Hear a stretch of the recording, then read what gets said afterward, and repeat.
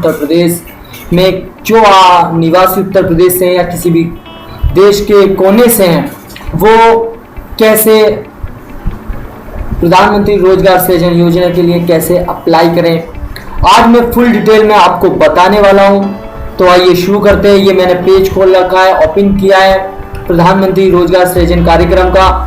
तो इसमें बता रहे हैं उत्तर प्रदेश खादी तथा ग्रामोद्योग बोर्ड, उत्तर प्रदेश सरकार, प्रधानमंत्री रोजगार सृजन कार्यक्रम, इसके बारे में पढ़ेंगे। प्रधानमंत्री रोजगार सृजन कार्यक्रम योजना पूर्णतः भारत सरकार द्वारा प्रायोजित एक महत्वपूर्ण स्वरोजगार की योजना है, जिसका संचालन प्रदेश में 3 एजेंसियां क्रमशः जिला उद्योग केंद्र, खादी और ग्रामोद्योग आयोग एवं उत्तर प्रदेश खादी तथा ग्रामोद्योग बोर्ड द्वारा किया जाता है। भारत सरकार द्वारा उक्त योजना के क्रियान्वयन हेतु राष्ट्रीय स्तर पर खादी और ग्रामोद्योग आयोग KBIC के नोडल एजेंसी के रूप में नामांकित किया गया। भारत सरकार द्वारा उक्त योजना के क्रियान्वयन में उपरोक्त तीनों एजेंसियों के मध्य में 40-30-30% का अनुपात निश्चित किया गया है। तदनुसार ही तीनों एजेंसियों को बजट एवं लक्ष्य का आवंटन प्राप्त होता है। योजना का विवरण निम्नवत है। तो सबसे पहले बात करें हम योजना का विवरण और निम्नवत है, मतलब कार्य क्षेत्र। उद्यम की स्थापना ग्रामीण क्षेत्र में ही अनुमन्य है। जो अपना उद्योग लगाना चाह रहे हैं तो उसकी जो कार्य क्षेत्र होना चाहिए वो किसी गांव में ही होना चाहिए। परियोजना का अधिकतम आकार 25 लाख तक है, मतलब आपको 25 लाख रुपए तक मिल सकते हैं अगर आप अपना व्यापार शुरू कर रहे हैं। पात्र उद्यमी 18 वर्ष से ऊपर का आयु पुरुष या महिला होनी चाहिए। आवेदन कैसे करें, तो सबसे अहम चीज मैं आपको बताने जा रहा हूं कि इसके लिए आवेदन कैसे करना है। तो PMEGP योजनागत ऑनलाइन आवेदन ही अनुमान्य है। इसके लिए ऑनलाइन आवेदन ही मान्य है तथा कोई भी आवेदक इस गवर्नमेंट की वेबसाइट पर जाकर आवेदन कर सकता है तथा इस वेबसाइट पर योजना के संबंध में संपूर्ण दिशा निर्देश एवं विस्तृत जानकारी भी भाई साहब उपलब्ध है। देखा दोस्तों, गवर्नमेंट ने सारी जानकारी इस वेबसाइट पर दे रखी है। आपसे किसी से कोई पूछने की जरूरत नहीं है। अपेक्षित दस्तावेज जो आपके अपेक्षित इसमें डॉक्यूमेंट सबमिट होंगे ना, वो परियोजना शैक्षिक योग्यता प्रमाण पत्र, परियोजना का जो शैक्षिक योग्यता प्रमाण पत्र है, तकनीकी योजना प्रमाण पत्र, जाति प्रमाण पत्र जहाँ लागू हो, मतलब जिस भी राज्य से हो आदि, ठीक है। जाति प्रमाण पत्र होता है आपकी कास्ट। लाभार्थियों का चयन जिला मजिस्ट्रेट की अध्यक्षता में गठित होगा। जिला स्तरीय कार्यदल के माध्यम से ही होता है। अब बात करते हैं हम परियोजना की मंजूरी की। तो तकनीकी आर्थिक व्यवहार्यता के अनुसार बैंकों द्वारा परियोजना की मंजूरी प्रदान की जाती है, ठीक है। तो इसमें हम बात कर रहे हैं परियोजना की लागत का। तो इसकी लागत का 10% एक आरक्षित श्रेणी के लाभार्थियों हेतु लागत का 5% तक का अंशदान लगाना होता है। इसकी मतलब आप अगर किसी भी व्यापार को शुरू कर रहे हैं तो उसमें 5% अपना धन भी लगाना जरूरी है। जी हाँ दोस्तों, अब आगे बात करेंगे निजी अंशदान। जो आपका निजी अंशदान है, सामान्य श्रेणी के लाभार्थियों को परियोजना लागत का 10% एवं आरक्षित, जिनको आरक्षण मिला हुआ है, आरक्षित श्रेणी के लाभार्थियों हेतु परियोजना की लागत का 5% का अंशदान लगाना होता है।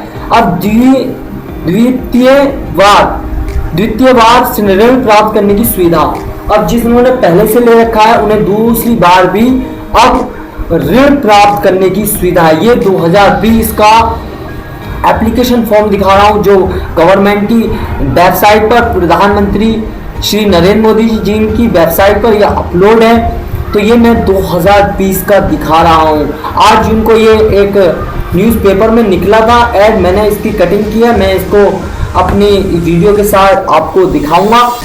तो अब इसमें कहते हैं द्वितीय बार ऋण प्राप्त करने की सुविधा। इस योजना के अंतर्गत 3 वर्ष पुरानी सफल इकाइयों को उद्यम के विस्तार हेतु धनराशि रुपए 25 लाख तक के उत्पादन इकाइयों को रूप में 1 करोड़ तक का ऋण बैंकों के माध्यम से प्राप्त करने की सुविधा है। अनुमान्य है उक्त ऋण धनराशि पर 15% की सब्सिडी मिलेगी आपको। ठीक है।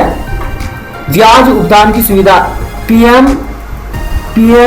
PAEGP योजना के अंतर्गत ग्रामीण क्षेत्रों की वित्तीय पोषित इकाइयों को पंडित दीनदयाल ग्रामोद्योग रोजगार योजना के तहत ब्याज भुगतान अधिकतम 13% तक ऋण के प्रथम वितरण की तिथि से 3 वर्ष तक दिए जाने का प्रावधान है। अब बात करते हैं प्रधानमंत्री क्रम संख्या है। प्रधानमंत्री रोजगार सृजन कार्यक्रम के अंतर्गत लाभार्थियों की श्रेणी और अनुमानीय उपदान की दर। तो सामान्य श्रेणी वर्ग के लिए प्रोजेक्ट कास्ट का 25% है और आरक्षित वर्ग और ये जो अल्पसंख्यक महिला, पूर्व सैनिक, शारीरिक विकलांग जो प्रोजेक्ट है उनको 35% तक का लाभ इसमें मिलने वाला है। तो पात्र और संभावित उद्योग समूह, खनिज आधारित उद्योग, इसमें आप क्या क्या व्यापार शुरू कर सकते हैं, किस किस के लिए अप्लाई कर सकते हैं, तो ये सबसे महत्वपूर्ण है। तो इसमें खनिज आधारित उद्योग लगाना चाहते हैं, वन आधारित उद्योग, वन के लिए, खेती के लिए, कृषि मतलब जो वन लगाते हैं उनके लिए भी मिल रहा है, कृषि पर लिए, खाद्य उद्योग और बहुलक और रसायन आधारित उद्योग भी आप इसमें ले सकते हैं। बहुलक और रसायन आधारित मतलब खाद और बीज के लिए भी आप इसमें अप्लाई कर सकते हैं। इंजीनियरिंग और गैर परंपरागत ऊर्जा के लिए भी मिल सकता है, वस्त्र उद्योग, खादी को छोड़कर। अब सेवा उद्योग और वित्तीय वर्ष 2017-18 तक की प्रगति के बारे में बता रहे हैं। स्थापित ईस्वी 1408, पूंजी निवेश 12,971 से 4 लाख के बीच, रोजगार संख्या 14,080। ठीक है। अब वित्तीय वर्ष धनराशि आपको जो वितरित होगी वो 2000 ये लक्ष्य दे रखा है रोजगार का 2018 तक का इसमें दे रखा है।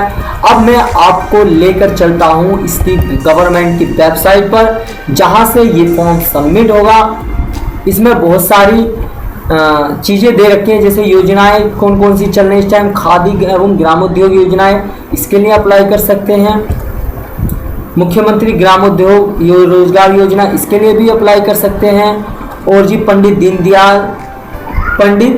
दीनदयाल ग्रामोद्योग रोजगार योजना के लिए भी अप्लाई कर सकते हैं। मॉडल परियोजना का प्रशिक्षण योजना, स्फूर्ति योजना, शासन देश निविदा, ये सब चीज आपको मैं डिटेल में बताने जा रहा हूं। बस आप लोगों से अनुरोध है कि आप लोग अपने फ्रेंड्स को, अपने दोस्तों को इस वीडियो को ज़्यादा से ज़्यादा शेयर करें, और जो भी भाई लोग न्यू हैं मेरे YouTube चैनल को सब्सक्राइब करें। तो आपको मैं अब गवर्नमेंट की वेबसाइट पर ले चलता हूं, जो खादी ग्रामोद्योग योजना के अंतर्गत आती है, और भी डिटेल में मैं आपको बताने जा रहा हूं। ठीक है।